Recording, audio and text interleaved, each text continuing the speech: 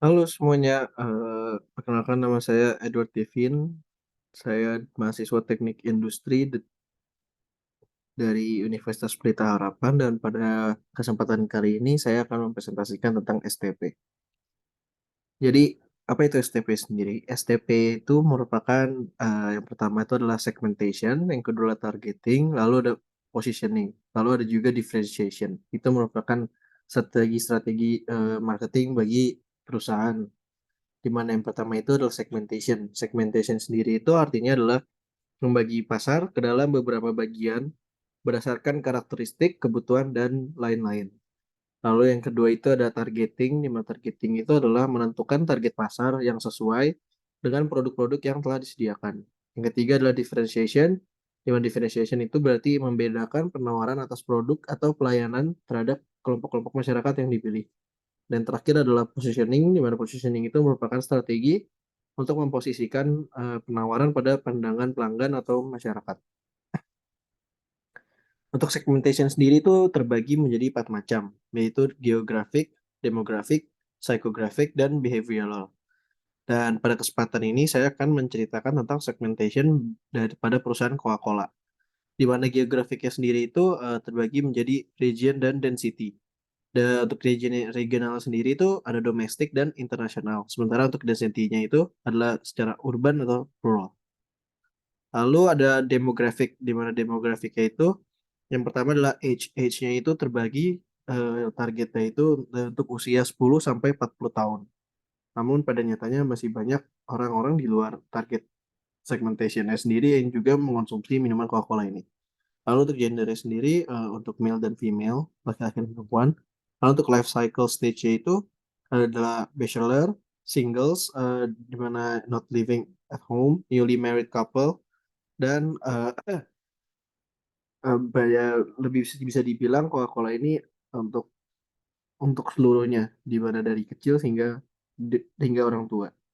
Dan untuk income-nya sendiri itu adalah average, above average, high income earners. Jadi tidak memandang pemasukan yang didapati oleh para customer-nya.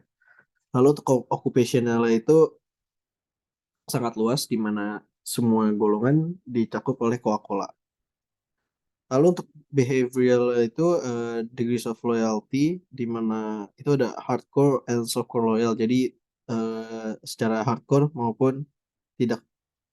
Untuk benefit saya itu, Coca-Cola itu adalah refreshment, minuman penyegar, lalu satisfaction of habit, di mana minum Coca-Cola bisa terhitung bisa jadi habit juga, lalu menikmati rasanya yang enak, lalu untuk, bercengkrama sama orang-orang. User status-nya itu adalah irregular users, di mana orang yang sudah mengonsumsi biasanya akan mengonsumsi terus. Lalu untuk personality-nya dari minuman tersebut adalah easygoing, ambitious, dan determined.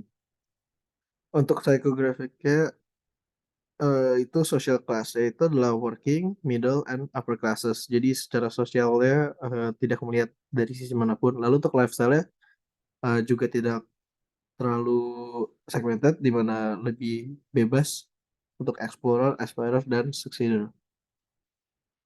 Selanjutnya akan dijelaskan tentang marketing targeting, di mana marketing targeting sendiri itu ada 4 jenis, di mana yang pertama itu adalah undifferentiated mass marketing, di mana artinya itu mengabaikan perbedaan pada pasar dengan melakukan satu jenis penawaran pada masyarakat.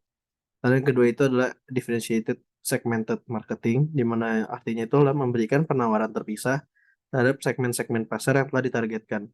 Yang ketiga adalah concentrated niche marketing, di mana artinya itu adalah perusahaan yang mengejar satu target pasar besar utama. Lalu yang terakhir adalah micro marketing, terhadap lokal or individual marketing, di mana perusahaan itu akan mengikuti dan menyesuaikan produk-produk terhadap segmen pelanggan lokal.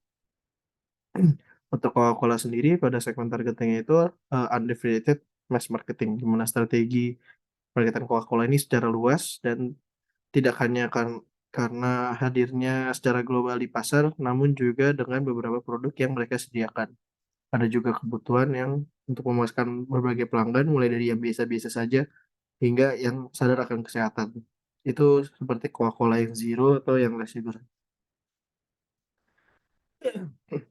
Untuk segmen differentiation-nya itu adalah Coca-Cola itu mempertahankan diferensiasinya dari minuman ringan lainnya dengan menghabiskan lebih dari 20% anggarannya untuk iklan, hanya untuk membedakan produknya daripada produk lain.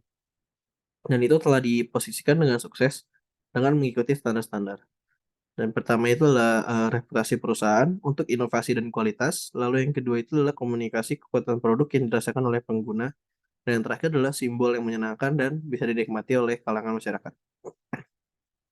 Yang terakhir adalah positioning, di mana positioning itu untuk dari perusahaan Coca-Cola sendiri itu ada 2, yaitu yang pertama adalah produk yang menjadi penghilang dahaga dan menyegarkan, dan yang kedua adalah mempromosikan kebahagiaan dan kepositifan untuk setiap minuman. Jadi ini adalah position di mana Coca-Cola menempatkan diri sebagai perusahaan di kalangan masyarakat. Berikut adalah sumber dari presentasi saya.